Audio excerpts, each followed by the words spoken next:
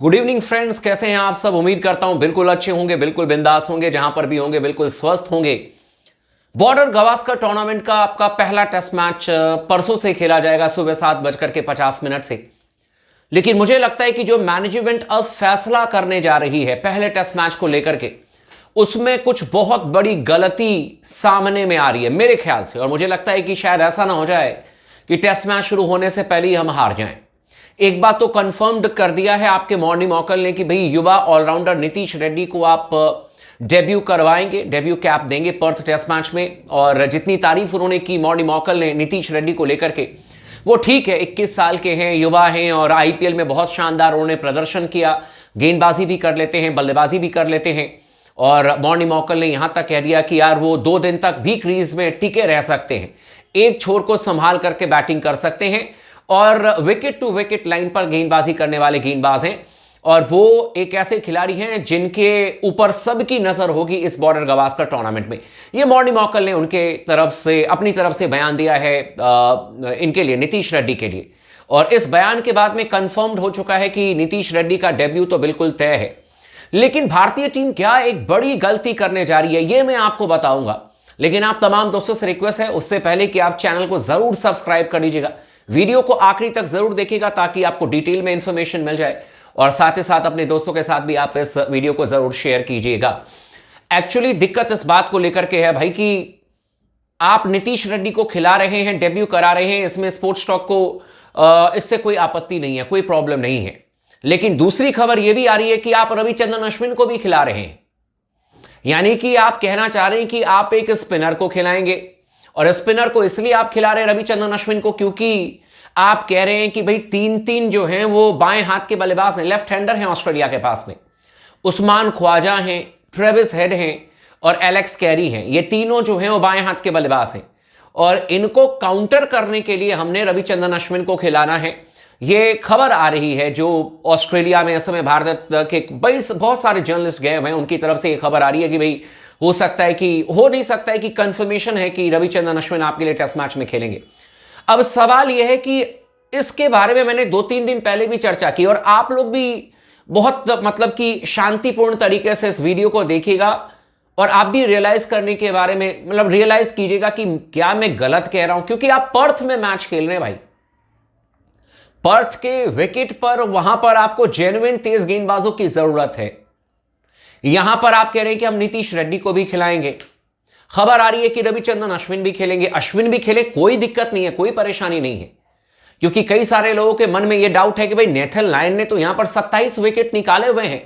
4 test match जो Optus stadium में खेला गया उसके हाईएस्ट विकेट टेकर ही नेथन लायन है। तो फिर हम रविचंद्रन अश्विन को कैसे मिस कर दें या वॉशिंगटन सुंदर को कैसे मिस कर दें। किसी एक को तो हम खिलाएंगे, अच्छी बात है, आप खिलाइए।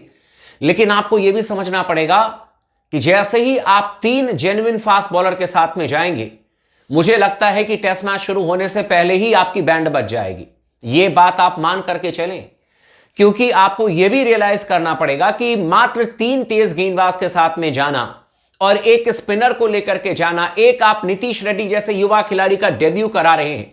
और मैंने पहले भी कहा कि नीतीश रेड्डी बहुत अच्छे खिलाड़ी हैं, लेकिन वो सपोर्ट आपको कर सकते हैं, वो लीड रोल में गेंदबाजी करते हुए नजर नहीं आएंगे। और इनफैक्ट मॉर्नी मॉकल ने यहां तक कह दिया कि भाई वो बैटिंग ऑलराउंडर है, वो बैटिंग ज्यादा करते हैं, ज्यादा टेक्निकल साउंड है, गेंदबाजी में वो आपके लिए काम कर सकते हैं। एक छोर से गेंदबाजी करेंगे, विकेट टू विकेट लाइन पर गेंदबाजी करेंगे।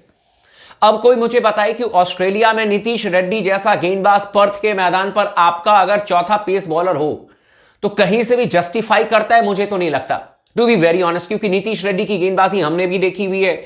चलो T20 अलग है, या फिर आप ओडीआई मैचेस में जब आपके पास में अच्छी खासी अपने कंट्री में आप खेल रहे हो, अच्छे खासे स्पिनर्स हैं, उसमें आकर के 2-4 ओवर निकाल सकते हैं नीतीश रेड्डी। लेकिन अगर आप ये सोच रहे हो कि नीतीश रेड्डी आपके लिए चौथे विकेट टेकर गेंदबाज होंगे ऑस्ट्रेलिया में तेज गेंदबाजों की बात अगर करें, तो शायद मैं गलत हूं। लेकिन अभी के टाइम पर मैं कह सकता हूं कि भाई मेरे ख्याल से इट्स अ बिग नो। मैं कहूंगा कि नहीं, ये बिल्कुल पॉसिबल नहीं है। यहां पर मैनेजमेंट को दोबारा सोचना चाहिए, या तो नीतीश रेड्डी को खिलाओ या तो आप अपने एक स्पिनर रविचंद्रन अश्विन को खिलाओ। दोनों को साथ में खिलाओगे तो आपकी गेंदबाजी लाइनअप में मात्र 3 तेज गेंदबाज बचेंगे, है कि नहीं। क्योंकि आपने तो तय कर दिया कि टॉप ऑर्डर में केएल राहुल खेलेंगे, उनके साथ में यशस्वी जायसवाल खेलेंगे, तो ये दोनों तो आपके ओपनर हो गए। फिर 3 नंबर पर आप खिलाओगे किसको? आपने तय कर लिया है कि भाई यहां पर देवदत्त पडिक्कल को खिलाएंगे। 4 नंबर पर आपने कहा कि विराट कोहली खेलेंगे। 5 नंबर पर ऋषभ पंत खेलेंगे। 6 नंबर पर ध्रुव जुरैल खेलेंगे। 7 नंबर पर आप खिला रहे हो फिर नीतीश रेड्डी को। तो आपने अपनी बैटिंग को मजबूती दी है और देना चाहिए, लेकिन फिर 8, 9, 10, 11 यहां पर तो कम से कम 4 जेन्युइन बॉलर आपको खिलाने पड़ेंगे, फास्ट बॉलर। यही बात तो बार बार स्पोर्ट्स टॉक कह रहा है कि फिर पर्थ के मैदान में और कानपुर के मैदान में और चेन्नई के मैदान में क्या फर्क पड़ा? जो हमने अपने घर पर बांग्लादेश के खिलाफ में टेस्ट मैच खेला था, उस टेस्ट मैच में भी तो हमने 3-3 तेज गेंदबाजों को खिलाया था। आप लोगों को भी याद होगा, मोहम्मद सिराज, जसप्रीत बुमराह और साथ में आकाशदीप, ये तीनों तेज गेंदबाज बांग्लादेश के खिलाफ में दोनों टेस्ट मैच में खेले थे। कानपुर में भी खेले थे और साथ में चेन्नई में भी खेले थे। लेकिन जहां पर ओवरकास्ट कंडीशन था बेंगलुरु में, वहां पर हमने मात्र 2 तेज गेंदबाज को खिलाया था। वहां पर 3 तेज गेंदबाज को खिलाना चाहिए था, तो हमने कहा कि नहीं, हम 2 ही तेज गेंदबाज के साथ में जाएंगे। अब ये कुछ ऐसे फैसले हैं जो कि वाकई में मेरे को सरप्राइज करते हैं, मुझे चौंकाते हैं। हालांकि टीम मैनेजमेंट ऑस्ट्रेलिया में है, पर्थ की कंडीशन को बहुत अच्छी तरीके से जानती है, लेकिन एज ए क्रिकेट फैंस और जितनी क्रिकेट हम सब ने खेली है, हम सब जानते हैं, उसके हिसाब से तो मुझे लगता है जेन्युइनली भारतीय टीम को एटलीस्ट 4 तेज गेंदबाजों के साथ में जाना चाहिए और उसके बाद आपको किसी स्पिनर या मीडियम पेसर के बारे में सोचना चाहिए, लाइक नीतीश रेड्डी। पर मुझे समझ में नहीं आता है कि हर बार यह कहा जाता है और यह कहावत हम सब ने सुना है कि गेंदबाज जो है वो आपको सीरीज जिता देते हैं और बल्लेबाज आपको मैच जिता सकते हैं, लेकिन आपके पास में अगर अच्छी गेंदबाजी लाइनअप है तो आप श्रृंखला जीत सकते हो। तो फिर कटौती गेंदबाज के साथ में ही क्यों की जाती है? फिर ऐसे केस में गेंदबाज को ही क्यों कहा जाता है कि थैंक यू वेरी मच, एक गेंदबाज का पत्ता काट दिया, 3 तेज गेंदबाज के साथ चले जाएंगे, नीतीश रेड्डी को भी शामिल कर लेंगे, एक स्पिनर को भी खिला लेंगे।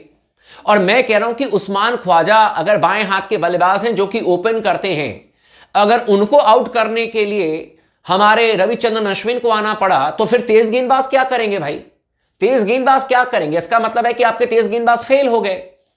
और यह कोई तरीका नहीं होता है कि सामने वाली टीम में 3 बाएं हाथ के बल्लेबाज हैं तो हम रविचंद्रन अश्विन को लेकर के आ जाते हैं तो कारगर साबित हो जाएंगे। मैंने पहले भी कहा था कि नेथन लायन ऑस्ट्रेलिया के हैं, ऑस्ट्रेलिया में पूरा क्रिकेट उन्होंने खेला है, वहां पर जाकर के उन्होंने विकेट्स निकाले हैं और वो जानते हैं उन कंडीशंस में कैसे गेंदबाजी करनी है। लेकिन हम 3 साल 4 साल के बाद ऑस्ट्रेलिया में जा रहे हैं खेलने के लिए और सीधे हम अश्विन को कहें या फिर हम वॉशिंगटन सुंदर को कहें कि भाई जाओ और आप नेथन लायन की तरह ऑस्ट्रेलियन कंडीशन में गेंदबाजी करो, तो इट विल टेक टाइम, ये समय लेगा। ऐसा नहीं है कि वो गए और सीधे विकेट पर विकेट निकालने लग गए। तो भाई मुझे लगता है कि अभी भी 4 जेन्युइन तेज गेंदबाज को खिलाओ और एक आपके नीतीश रेड्डी खेलें या फिर आपके रविचंद्रन अश्विन खेलें, क्योंकि अगर आप 3 गेंदबाज और एक नीतीश रेड्डी और एक अश्विन के साथ में आप खेलते हो तो मुझे लगता है कि गेंदबाजी लाइनअप डेफिनेटली कमजोर नजर आ रही है। और एक चीज और मैं कहना चाहूंगा, जो मॉर्नी वॉकर ने कहा ना कि नीतीश रेड्डी 2 दिन तक बैटिंग कर सकते हैं, मैं आपको दावे के साथ कह सकता हूं कि अगर आपके 6 बल्लेबाज निकल गए तो 7वें, 8वें, 9वें और 10वें बल्लेबाज पर ज्यादा भरोसा मत कीजिएगा। हमने भी इतनी क्रिकेट देखी है और भारतीय क्रिकेट टीम के तो बहुत सारे मैचेस हमने देखे हैं। बाकी आप लोग भी अपनी राय जरूर दीजिएगा इस टॉपिक पर, आपका क्या कहना है। चैनल को सब्सक्राइब कर दीजिएगा, वीडियो को लाइक कर दीजिएगा और लगातार बने रहें स्पोर्ट्स टॉक के साथ में।